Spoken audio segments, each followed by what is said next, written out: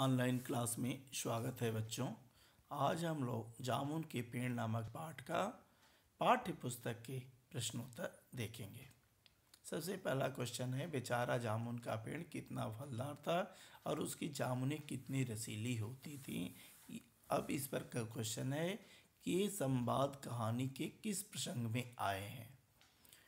तो निश्चित रूप से आप जानते हैं कि सचिवालय के लान में लगा हुआ जामुन का पेड़ रात को आंधी में गिर गया था। उसके नीचे एक आदमी दब गया था और फिर सुबह होने पर सचिवालय के माली ने उसको देखा।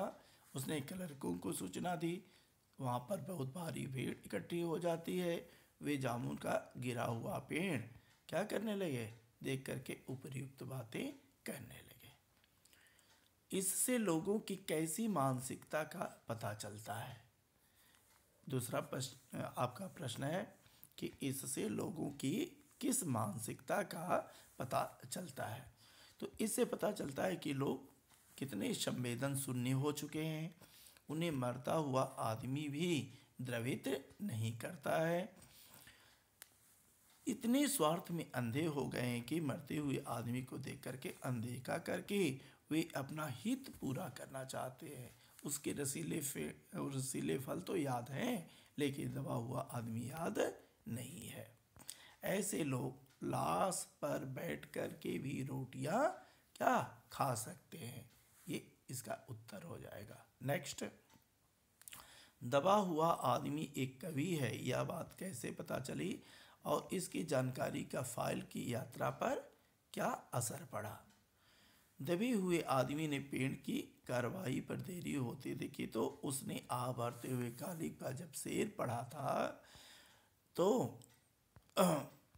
उस शेर को सुनते ही माली ने उससे पूछा कि क्या वह शायर है। उसने स्वीकृति में अपना सिर हिला दिया। इस प्रकार पहले माली को पता चला, उसने क्लर्क को बताया, क्लर्क ने सभी लोगों को बता दिया। यह बात फैलते फैलते पता चल गई कि दबा हुआ आदमी क्या है, शायर है। नेक्स्ट क्वेश्चन है बेटा तीसरा, कृषि विभाग वालों ने मामले को हार्टिकल्चर विभाग को सौंपने के पीछे क्या तर्क दिया। तो उन्होंने सीधा तर्क यह दिया कि कृषि विभाग वालों ने जामुन के पेड़ को काटने का मामला हार्टिकल्चर विभाग को सौंपने के पीछे यह तर्क दिया कि गिरने वाला पेड़ फलदार है। आप सीधे केवल इतना लिखोगे कि गिरने वाला पेड़ फलदार है, इसका संबंध कृषि से ना हो करके क्या कृषि उद्यान से है, उद्यान कृषि से है। केवल आपका इतने में ये आंसर कंप्लीट हो जाएगा।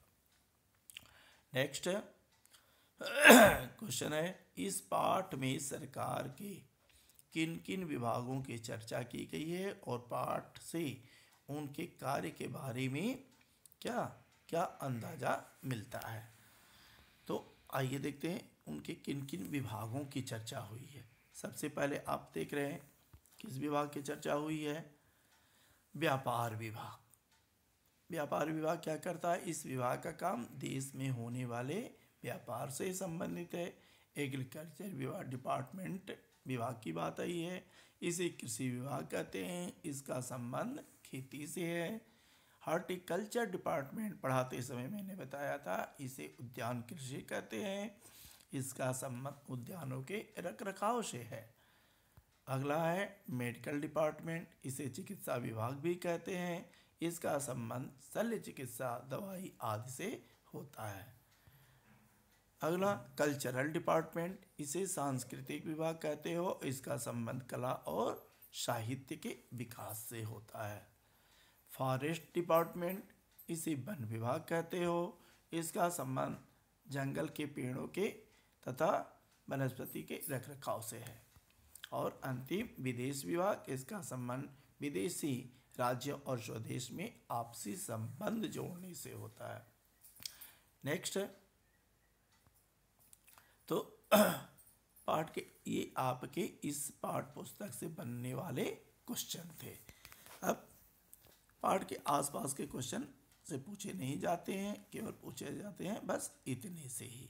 अब कुछ अन्य महत्वपूर्ण प्रश्न भी बनते हैं जो अत्यंत इम्पॉर्टेंट होते हैं, उसमें सबसे महत्वपूर्ण बनता है प्रश्न कि जिसको मैंने अर्थ ग्रहण संबंधी प्रश्न में भी बताया था कि फाइल पूर्ण हो गई में क्या व्यंग छिपा है। इसको अत्यंत इम्पॉर्टेंट करके रखिएगा, ये निश्चित रूप से आने वाला क्वेश्चन है और यह क्वेश्चन पूछा जाता है बार बार। फाइल पूर्ण हो गई है में गहरा व्यंग छिपा है।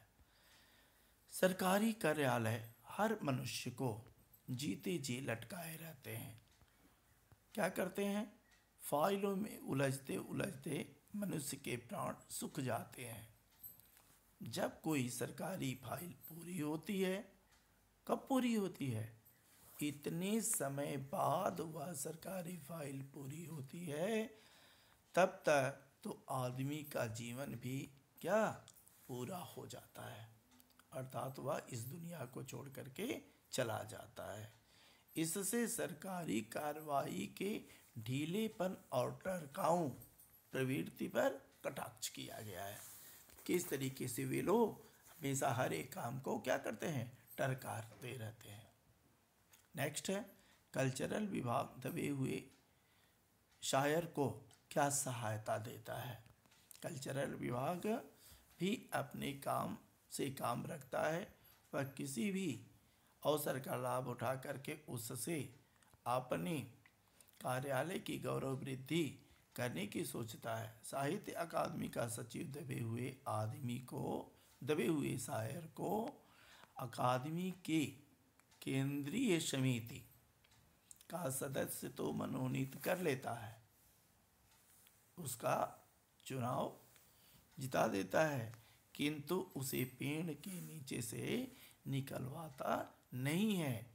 वह उसके परिवार को मरणोपरांत, ये बड़ी विडंबना है कि वजीफ़ा दिया जाता है लेकिन मरणोपरांत भी क्या वजीफ़ा पेंशन दिलवा सकता है, किंतु जीते जी उसका दुख दूर नहीं कर सकता।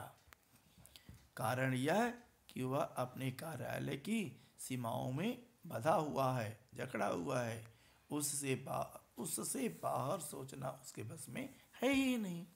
तो इसलिए उसने कहा कि मरणोपरांत वह वजीफ़ा दिलवा सकता है, जीते जी उसकी सहायता नहीं कर सकता है। तो इस तरीके से यह पूरा चैप्टर आज समाप्त होता है। नेक्स्ट डे हम लोग पढ़ेंगे भारत माता। आज के लिए बस इतना ही। देखेंगे वीडियो के अगले अंक में कि भारत माता चैप्टर में क्या बताया गया है और उसकी विशेषता क्या है।